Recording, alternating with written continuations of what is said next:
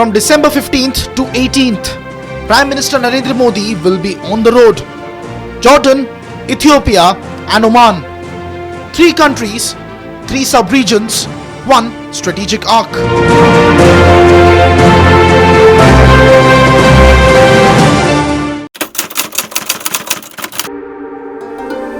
The tour begins in Amman, in the Hashemite Kingdom of Jordan, at the invitation of King Abdullah II.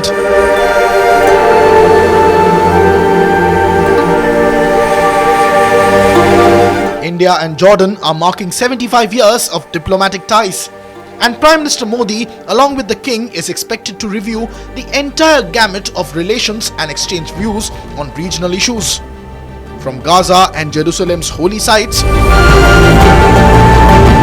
West Asian security that directly affects India's energy and diaspora.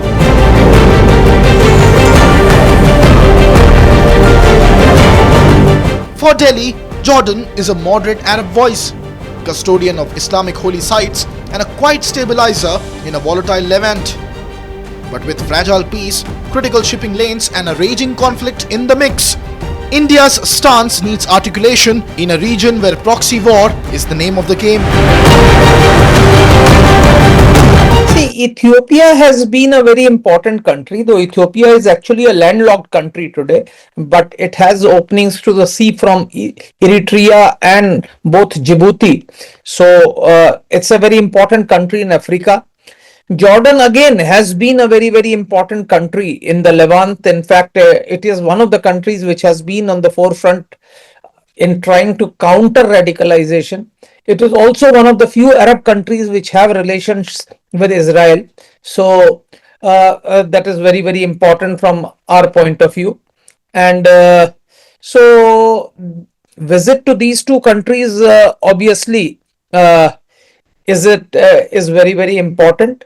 Oman again is a very, very important country because it is one of the closest country in the Arabian Peninsula to us from the sea. Also, Oman controls to a very great extent the entry into the Persian Gulf, and Oman is the only Arab country probably which has equidistance from both Saudi Arabia and Iran, and it is the country which has been mediating between Iran and USA in the past. So Oman is extremely important. We have very good business deals with Oman. We have a lot of investment in Oman, and the India-Oman relationship has been going from strength to strength. Oman is also a rich country as far as energy is concerned, and Oman has huge potential of development. And because its geographical location is such that it enables it to develop exponentially. So I think the visits to all these 3 countries are important. By not picking sides, it is choosing to deepen ties with Amman. The signal for Delhi is clear: peace in Palestine, free trade through the Red Sea, and safety of 9 million plus Indians in West Asia, which remains central to its foreign policy. Everybody knows that India today is our good friend and we are having good relations with India. Of course, I can call Prime Minister Modi as my Prime Minister too, because I'm Indian born and I'm staying in Israel. But yes, always the friends, when they visit our friends in Middle East, we are very happy, because then the relations are much better, because in that way, Modi will always do everything what is good for peace. And I'm so sure that Prime Minister Modi is one of our good friends, and our things are built together between both the nations, between India and Israel. So I'm so sure that also Jordan and India will be good friends, and for us it will be benefit. For the second leg, on December 16th, Prime Minister Modi flies southwest to Addis Ababa for his first ever visit to Ethiopia.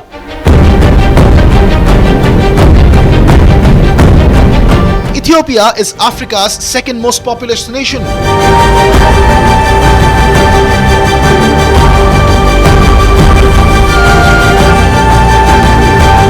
New BRICS member and a key player in the Horn of Africa, sitting next to China's base in Djibouti. As partners in the global south, Prime Minister Modi and Ethiopian Prime Minister Abiy Ahmed will hold wide-ranging talks on trade, digital public infrastructure, defense, training and capacity building.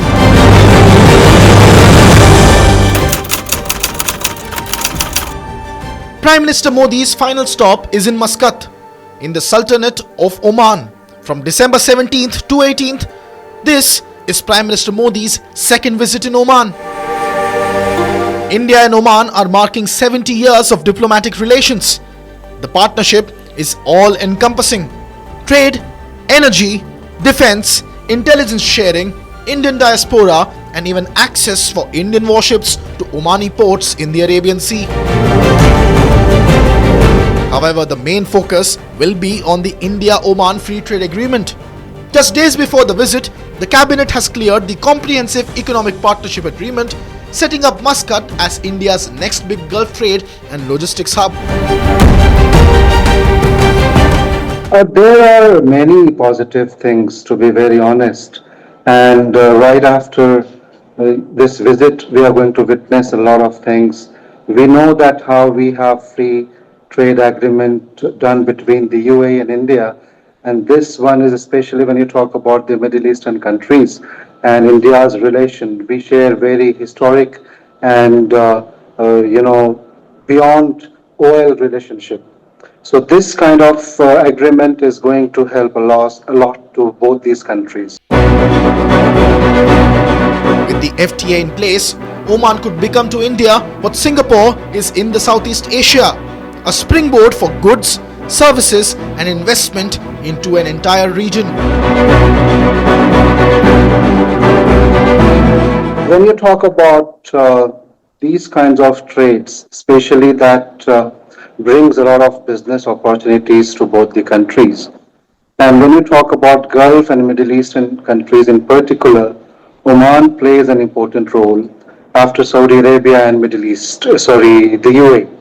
So if we have this agreement done, which is already, we already got the clearance for this, as I said, is going to create a lot of avenues for all these Indians mostly.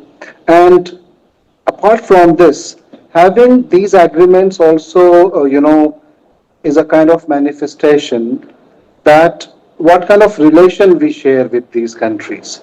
So when you sign these kinds of agreements, at the end of the day, this is in the larger interest of the country, and especially when we talk about Indian foreign policies and the policies that we have when Honorable Prime Minister is visiting Oman for the second time here.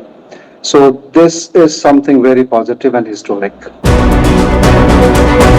Seen on a map, the three nations form together a triangle.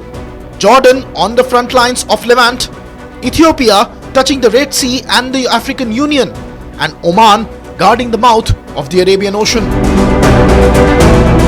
The geopolitical experts call it India's West Asia Horn Arc, a soft counter to China's Belt and Road Initiative, with the belt of ports and bases running from Djibouti to Gwadar in the Gulf. Oman's strategic location allows anyone controlling or having a base there to monitor or control ships entering Persian Gulf. But I think at this juncture it may be far-fetched. We might look for more robust defense cooperation with Oman. We may like to collaborate, and Oman is also provides one of the avenues of collaborating with Iran without having to get into the quagmire of sanctions. As far as Ethiopia is concerned, I think its entry into BRICS is important because Ethiopia has good relations and it's a very, very important country in Africa. It has a historical connotation. It's a country which was never colonized. And as a result, Ethiopia is a very, very significant country. And I think its entry shows India's commitment to Africa and African nations. And we were the ones who got African Union into G20. And now we are trying to expand BRICS by getting countries like Ethiopia into it. So it's a very, very significant development. And as I said, India is looking for new friends at this point of time because we have had problems with the United States. We are improving relations with China. We are improving relations with Russia. And India has always cherished its strategic autonomy, and I think we would like to keep this strategic autonomy. And for maintaining our strategic autonomy, it's essential that we have good relations with more and more countries. Over 4 days and 3 capitals, Prime Minister Modi's itinerary offers a glimpse of where India's foreign policy is headed after the big-ticket visits to Washington, Paris and Moscow. If this Jordan-Ethiopia-Oman triangle delivers, India can lock its position in the Arabian Sea, with the map of India's influence from the Suez to the Cape looking very different by the end of this decade.